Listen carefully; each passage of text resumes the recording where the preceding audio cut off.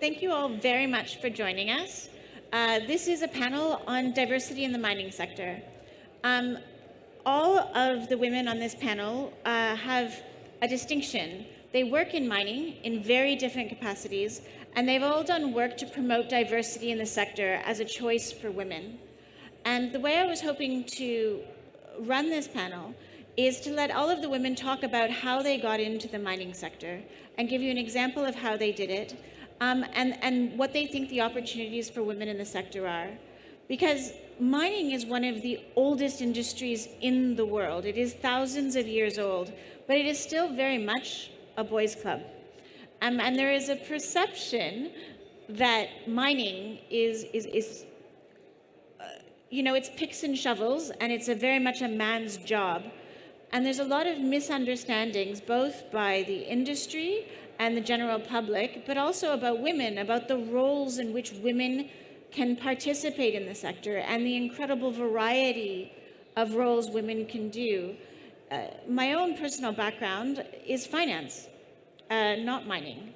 And I started in mining banking in London, which was very exciting. And I've grown from there to run an investment fund in the mining sector. And I have the privilege of investing in mines all over the world, which is a very exciting job. But when I was a young girl and I was studying economics, I don't think I ever thought about mining as a job or as an industry that I could ever get involved in. But one of the things that did happen is when I accidentally fell into the mining sector, I joined a Women in Mining group in London, a small little group of women called Women in Mining UK that grew and grew and grew because of the size and opportunities available to women in the sector. And I grew to eventually manage that group and then move on. And now, we've gone on to the next generation, and Stacey now manages Women in Mining in the UK, and she's going to talk a little bit more about Women in Mining in the UK and the variety of women that are in that group and the way in which they participate in the sector. But it's really about a story and about how much diversity and opportunity the mining sector can bring to economies and a people and a society. So this is more about them than me, and I'm going to ask all of our participants to give you a little bit of a story of how they got into the mining sector and what they do in the mining sector, to give you an example of just the incredible variety of opportunities available to women. It's working. Thank you so much, Amanda, for your question.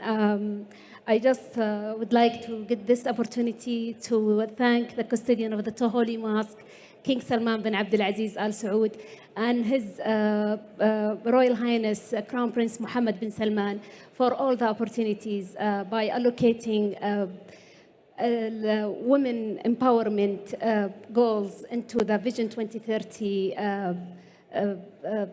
to ensure that the participation for women in all sectors, and to extend this gratitude to our Minister Bandar Al-Khurayif and the Vice Minister Khalid Al-Mudafer for all the support by establishing Women in Mining Committee in the sector. And to talk about or to answer your questions, my role is I'm the head of Women in Mining in Saudi Arabia at the Ministry of Industry and Mineral Resources. The ministry or the committee was established February 2022, was actually inspired by the last panel last year.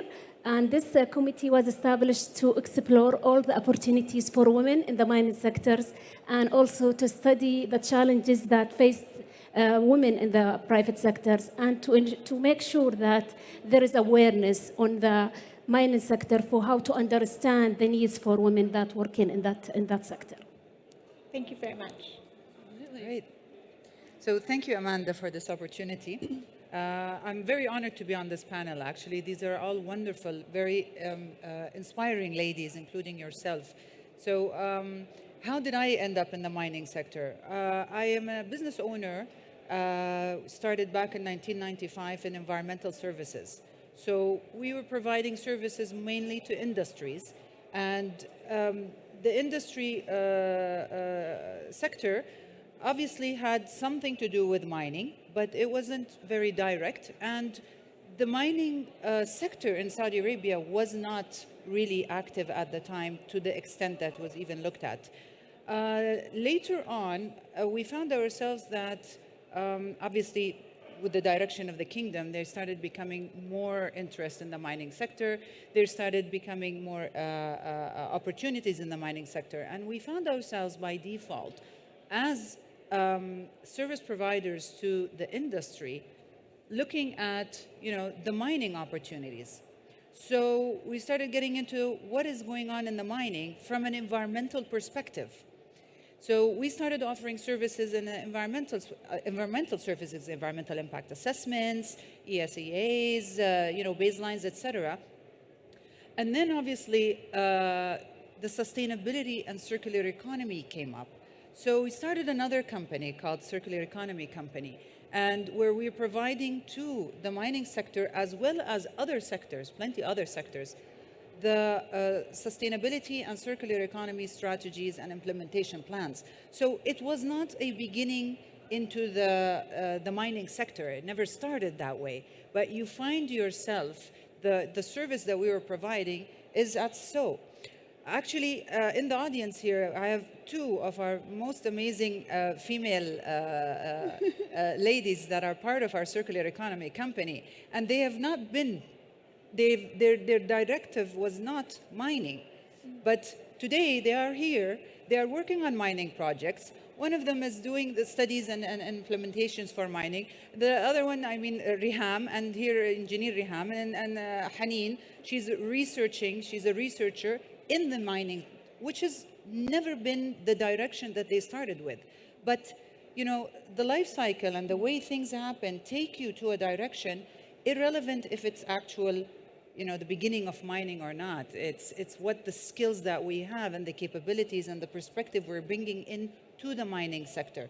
So, that's how we ended up here, and I see the opportunity. Today we're listening to, the past 2 days, it's all about circularity of the mining and sustainability of the mining and, all the green materials.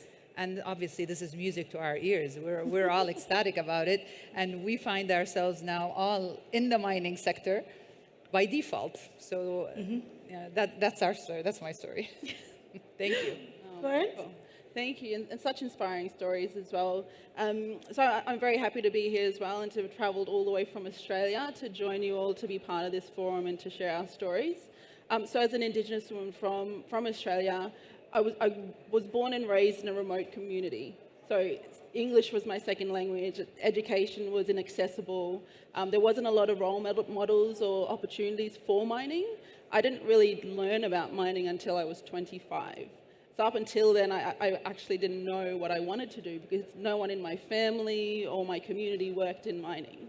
And so after joining the mining industry, I really came to see that a lot of the people or the women who are participating also had a very simple entry point as well. So they certainly shared the common character of low education, so finished high school, but maybe not have moved on to university.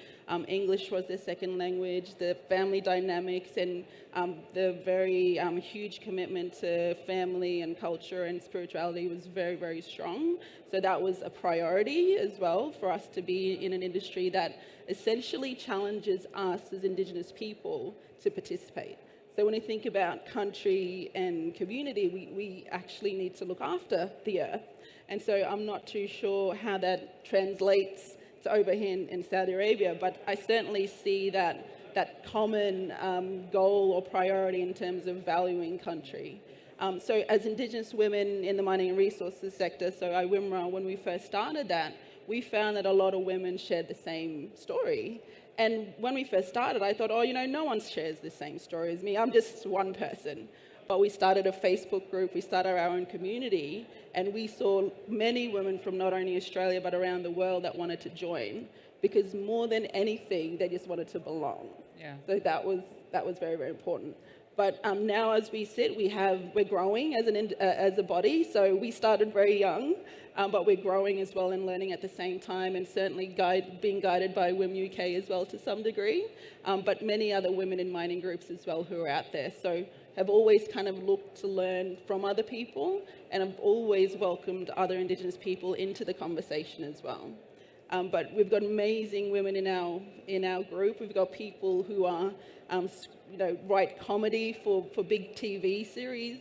We've got people who are in their professions that are train drivers, that are traditional owners, that actually own the land in which we operate, which is just a fascinating contribution to our conversation. But aspiring women, so really, really proud to just hold the space and create the space for them to shine. Thank you so much. Alison? Hello, I'm Alison George from the Development Partner Institute. Just to say thank you for being here. And I'm looking at this panel and thinking I couldn't have imagined myself 20 years ago when I first started in the mining sector being on this panel. And it just shows how far and what opportunities there are that are available. A little bit about my story. In the early 2000s, I joined, after university, the British government's Business Alliances team. And when I landed there, I didn't know that I was working in the mining sector.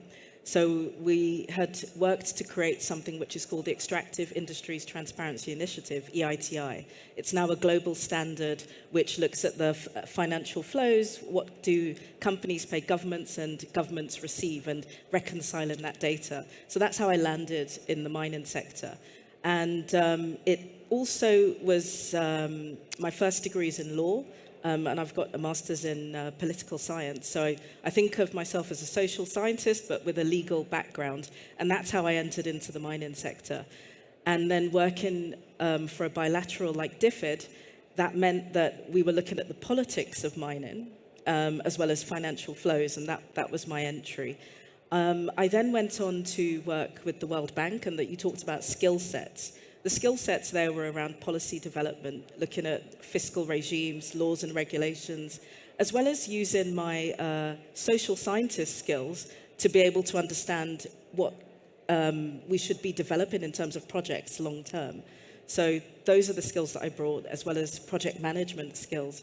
I found myself being the only one usually of African descent, and also being the only, gender-wise, only female in the room. People would ask me, and I'd be nervous by that question, you're in mining, are you a geologist? And I think, no, I'm not a geologist. Are you an engineer? No, I'm not an engineer. So there were these two buckets that I had to be in to be considered as an expert in mining. But what I could do was manage teams of geologists and engineers and ask questions to get them to get their work done at a certain time.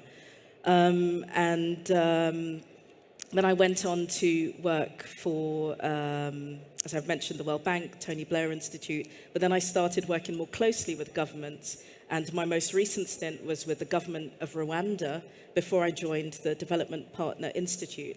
And that really was a real learning curve, because women there represent 60% of the, it's in the constitution that there's these targets that they hit. And you have women on construction sites, manufacturing and artisanal mining, all across the board, providing services, and a real learning curve to what's possible. And from my perspective, where I was coming from at the global level, you think about women in mining, and you think about decision-making, leadership positions, different types of industries, but there's this whole other texture that's going on. And Rwanda was a great learning curve for that. And very formidable, strong, capable women. So that gave me, coming from the UK, a lot of, a great lens into the world of the other, if I can put it that way. And so I feel that my route wasn't traditional. There were times where I didn't fit into the bucket of geologist or engineer, but I had something to contribute. I can get a project done, I can meet the deadline and make it so that it's long-term, and consider all the players, the multi-stakeholder arrangements that you need to get things off the ground. So that's my experience. And I feel that when we think about the contribution of women, I think about it going alongside complementing the contribution of men.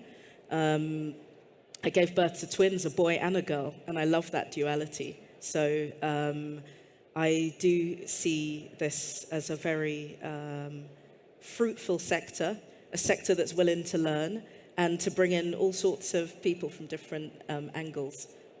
Thank you. Thank you so much. Stacey? So if you, with a legal background and being a social scientist, don't fit the bucket, then I think an anthropologist is probably really at the other end. So my background is as an anthropologist. It's as someone who goes into cultures and societies and really understand and use that information to help paint this picture, this narrative of how do we engage with the other.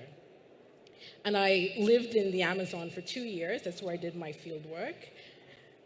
And I worked with an indigenous community that had mining camps around them. And they were very much against mining, but very much pro-mining at the same time. Pro-mining if it's us, against mining if it's the other.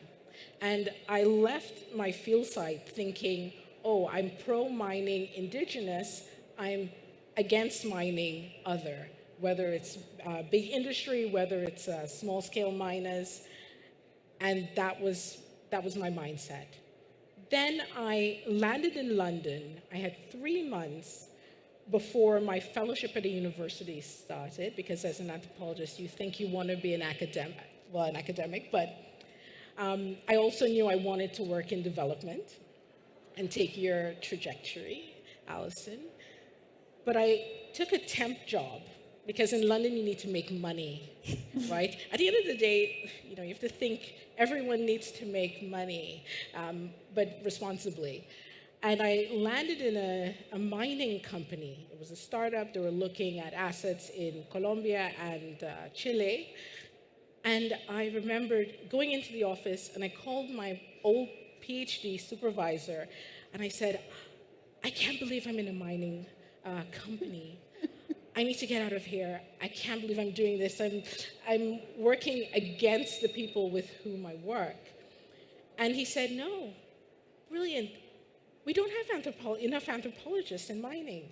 And if you think about making change and having an impact, then you, a woman, and then he goes, a black woman. He's very white British, and his accent is very, very posh. So I can't do it, but imagine that accent.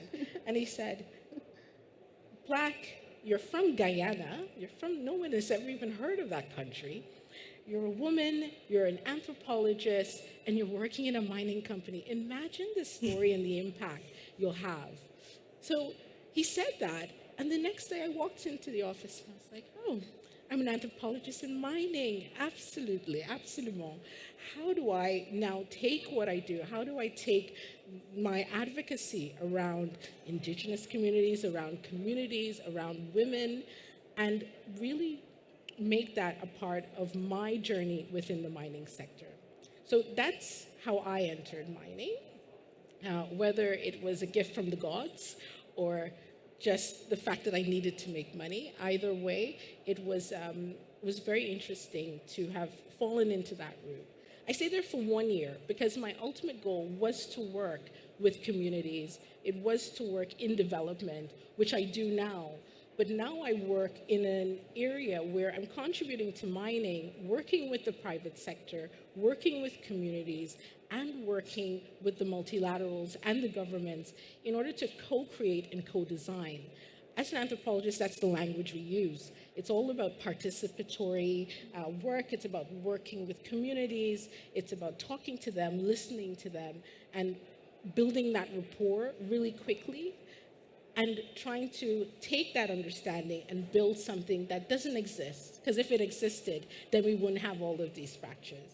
So the contribution, the second part of your question, Amanda, in terms of the contribution that me personally and women in general have is, yes, there's a diversity of thought, but when we're co-creating for communities, for governments, we need to ensure that the risks are mitigated, and the only way in which to do that is by having all of the different risks presented, and that's through the different voices.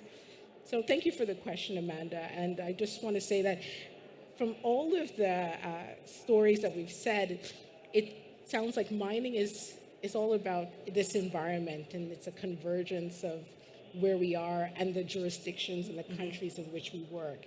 And I think that also is testament to the fact that the countries, whether it's Saudi Arabia, whether it's Australia, Rwanda, or Guyana, mining there, it's present, and we're present. So it's lovely that we have a presence in it. Absolutely.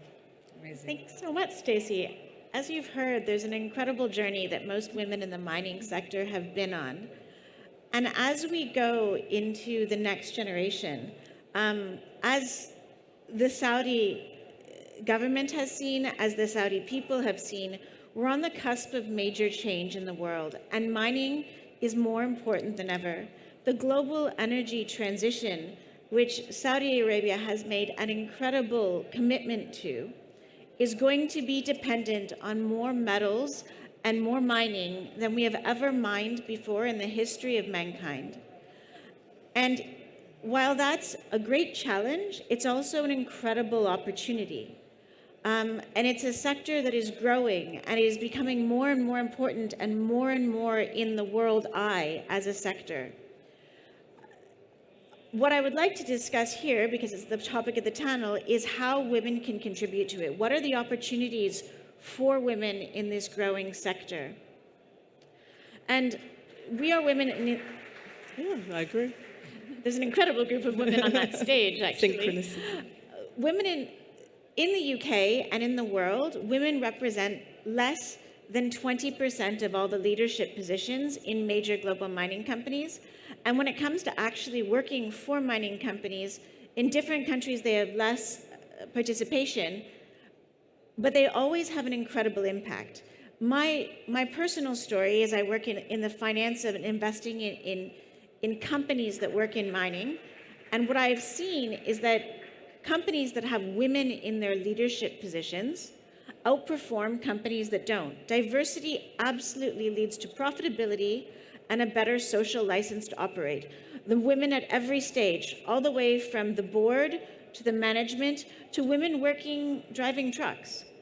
And what I would like to pose to the panel, given that they all work in very different sectors of the mining industry, and that there is this great opportunity of an industry that's growing so quickly with so much recognition in the world, what do you think in your area are the opportunities for women in the sector? What are the exciting opportunities for women in Saudi Arabia to get involved in mining, do you think?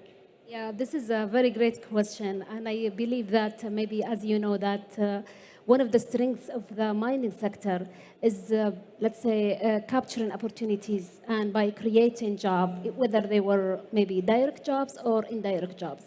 And but we still have a milestone to go, especially for women, due to the, let's say, the special characteristic of the mining sector. So what we know about the mining sector, we know that it's a very, it's always been in remote areas. It's the hardship working in the mining sector. It's very difficult for women to join.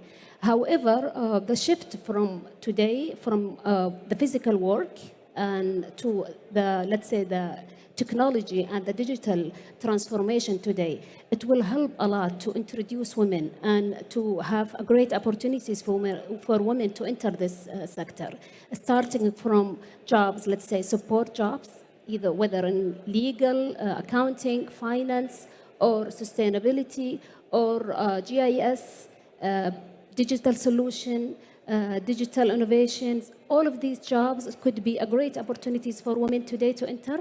And then also another opportunities for women, we need to have women leaders in the mining sector. Thank you.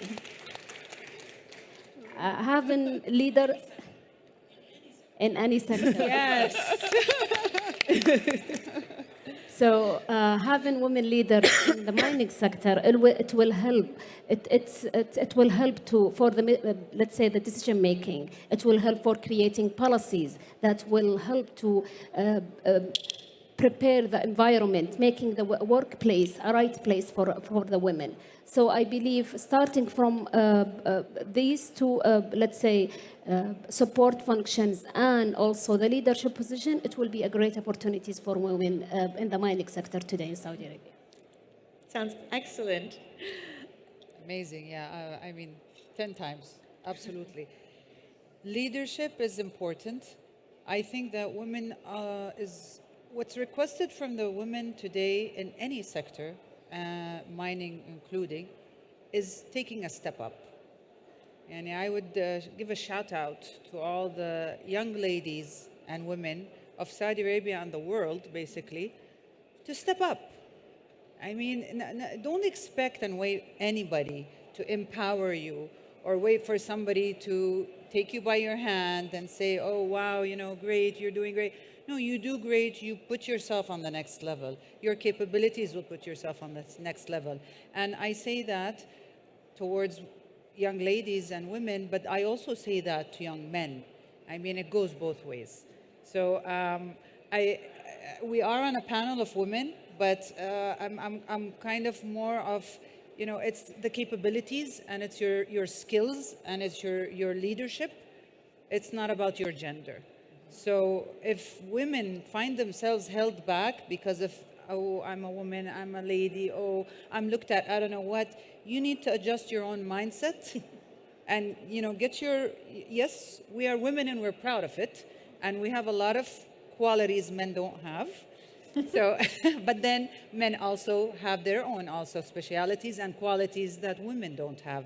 We complete each other. But the mindset is very important. And I wish for everybody to adjust their mindset, whether it's men or women. Today, by the way, men are starting to say, you guys, this women empowerment thing, we're losing our jobs. We're not we don't have seats anymore. We're hearing this today here in Saudi Arabia specifically. I don't know the rest of the world, but in Saudi, with all this empowerment, we're hearing this all the time. And my reply is to both men and women, I mean, you know, shape up, you're going to be in the right place. So it goes both ways, yani, men and women. So I wish for everybody the best, but educate, get awareness, and, you know, brush up your skills as much as possible. And it's a continuous learning. The minute man or woman decide that I know it all, it's the beginning of the end, or you're going to stay stagnant forever. So it's a continuous learning. We're still learning. I talk about myself. I'm still learning every day. I'm learning from people younger than me, from people older than me, from levels in the hierarchy, for instance, you know, and you're learning from everybody. So it's the inclusion is important.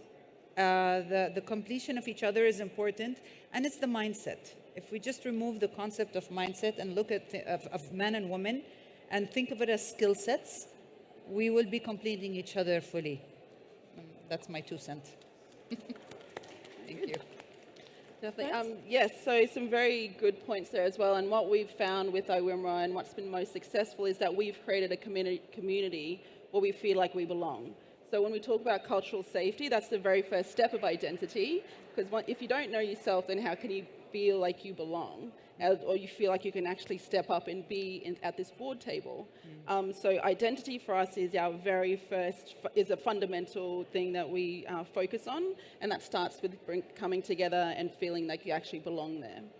One of the most successful activities that we've done in our network is that we went to Sydney later last year, and we brought women from across the country. So 18 women, some have been born and raised in the community, some have never been to the city before, and they're all in mining. So we brought them all to the city and we all connected. And we had never met each other before. Most of them have never met each other before, but after a couple of hours, we were like family. And so that was a true sign that what we were doing was in the right direction, because we had to first connect to know that we belonged at a forum that was a global forum. And we even had 6 of our women speaking on the platform. And for them to be celebrated and to be elevated at a global level that organically showed that they were leaders. So already they were leaders now in their community and also in our industry as well. So we had to take a few steps to get to where we need to go. But the very first step is to know who we are in our identity, but then also secondly, to know that we belong. Amazing. Excellent. Oh, thank you. I think on a general level, I think the opportunities are around us in terms of the huge challenges that we face. And you said, Amanda, that we all have to mine more than we've ever done in history. And there's, I think for the younger generation, I feel there's a way that the environment is looked at now because of the footprint that mining has left. So the opportunity to raise awareness in that space and to create positive impacts, I think is where I see the opportunity to demonstrate and bring more women in, but also bring a new way of thinking about mining in and a new way of doing mining. So I think awareness raising, and that can happen at so many different levels. You can think about primary schools, you can think about university level, you can think about outreach with communities, you can think about our panel here. You know, it will go out to the world. So there's an opportunity for women around the world to see how we've become involved and what the issues are and our different ways of engaging. On a very practical level with the work I do with DPI, we launched something called the Innovation and Research Battlefield at Mining in Darba. So if you imagine a competition, you've got a PhD idea and you want to see it get off the ground, or you're from a mining community. And some of the parameters or boundaries we had with that were, whatever idea you come up with, it should be about sustainability. And last year it was about post-mine economies. 2024, we're going to look at artisanal mining, and there's a huge space for women in that. Over 50% of people in the Southern Hemisphere are women that are mining. So I think bringing visibility, but also for us as an organization, it's having this 2022, it was 2 women that won. One is not from a traditional mining background, the other one's an engineer. But they came together to collaborate. So us launching this competition and inviting women in to give their ideas about mining and seeing that sponsored and funded is a great opportunity and a demonstration of the contribution that women can make. Amazing. Absolutely, brilliant. I love this. I'm actually learning whilst I'm on the stage, you know. In terms of opportunities for women, I think in order for them to for us to even talk about it, it really has to be in an enabling environment in which they feel that they have access to those opportunities and that they know about the opportunities, so the awareness around it. And the access and that mindset, you know, changing the mindset, but that mindset can only be changed if the environment allows that. And I don't know about anyone else on this panel, but we've all had moments, well, I've had moments of imposter syndrome, right? And that's because my environment wasn't enabling at that point. So for me, whenever I think of opportunities, I think there are opportunities for everyone. It's who can access those opportunities. Mm-hmm. So do we have access to, you know, Dina's company? That's a very accessible company for women, for men. So that environment that you've created, allows for that to happen. Is that the same for other companies and other women in other jurisdictions? I do a lot of work with Indigenous communities, so hearing the language of belonging, I mean, my thesis was about belonging and identity politics, right? And you had to shift, you had to negotiate your identity in order to access those opportunities. You know, at Women in Mining, we try to create opportunities in which women can have that access. So whether it's through internships with major companies or through scholarships, so bringing women into more, whether it's the master's in finance, in mining finance, or whether it's a technical study, we try and enable and create that enabling environment so that women see that there are opportunities and that they have access to those opportunities. Amanda, would you allow me to have a Go. addition? Concerning opportunities, I would urge, again, men and women, to look at the supply chain. because the supply chain has a whole lengthy pool of opportunities. And break this down, because the supply chain, if we're thinking of, just before even the excavation, right? When they're just trying to find the surveys and all of that, you have the AI, you have the data collection, you have each and every one of these part of the supply chain is an opportunity. So, look at the supply chain, the whole supply chain, and think of the immense opportunities that are there, whether it's an employment to look into these companies, or it's a lack of service that is out there, and it's an entrepreneurial opportunity. And you yourself are all about funding, so whoever wants to start up, here's a good opportunity. Amanda will be financing that. So, this is, again, the opportunities are unlimited. So I just wanted to add that. Thank you. So I'm afraid, thank you so much. I'm afraid we're running out of time, and I just want to sort of summarize.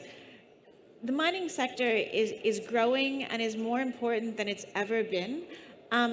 And I think that women are there are so many opportunities for women to get involved throughout the supply chain, not just in mining companies, but in all of the different industries and areas, from government to development to supply chain to technology. There are so many opportunities in this sector for men and women, and I think it is truly a sector that is encouraging more women to join, because they have not traditionally been there.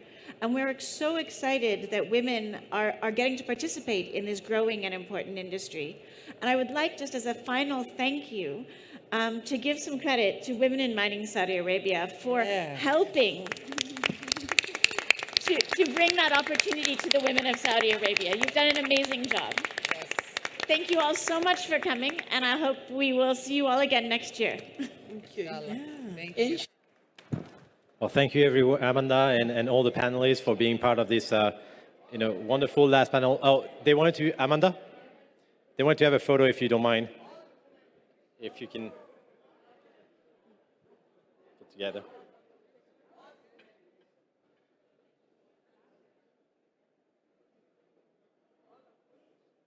Oh, you can get, yeah.